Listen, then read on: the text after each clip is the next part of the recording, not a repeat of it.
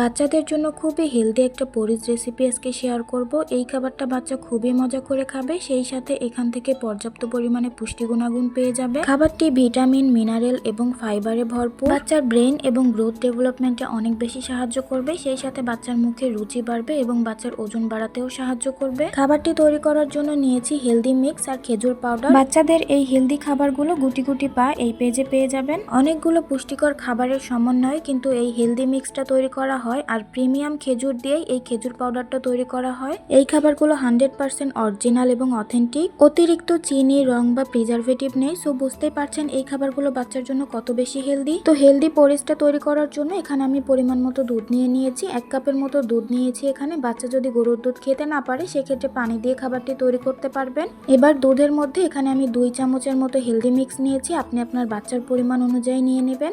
এবার এগুলোকে খুব ভালোভাবে মিক্স করে নেব চামচের সাহায্যে। খাবারটি মিষ্টিযুক্ত করার জন্য এখানে আমি খেজুর পাউডারটা ব্যবহার করছি। এই খেজুর পাউডারটাও বাচ্চাদের জন্য অনেক বেশি হেলদি। সর্বোচ্চ ভালো মানের বাছাই করা খেজুর থেকেই এই খেজুর পাউডারটা তৈরি করা হয়েছে। খাবারের পরিমাণ অনুযায়ী এখানে আমি খেজুর পাউডারটা দিয়ে দিলাম। এবার সবকিছু একসঙ্গে মিক্স করে চুলায় জাল করতে হবে। একদমই অল্প সময়ের মধ্যে কোনো ঝামেলা ছাড়াই বাচ্চাকে এই হেলদি পরিজটা তৈরি করে দিতে পারেন। এই খাবারটা খেতেও খুবই মজার, সেই সাথে পুষ্টিগুণে ভরপুর। বাচ্চা সকাল কিংবা বিকালের নাস্তায় এই হেলদি পরিজটা রাখতে পারেন। 2 থেকে 3 মিনিটের মতো চুলায় জাল করলেই এই হেলদি নাস্তাটা রেডি হয়ে যায়। বাচ্চা যেমন ঘনত্বে খেতে পছন্দ করে ঠিক তেমন ঘনত্বেই নামিয়ে নিলেই কিন্তু হয়ে যাবে। বাচ্চাদের জন্য অরিজিনাল এবং অথেন্টিক খাবারগুলো নিতে চাইলে গুটি গুটি পা এই পেজে অর্ডার করতে পারেন। আপনাদের বোঝার সুবিধার্থে তাদের পেজের স্ক্রিনশটটা আমার ভিডিওর স্ক্রিনে দিয়ে দিচ্ছি এবং উপরে তাদের পেজটা মেনশন করে দিচ্ছি, চাইলে তাদের পেজটা ভিজিট করতে পারেন।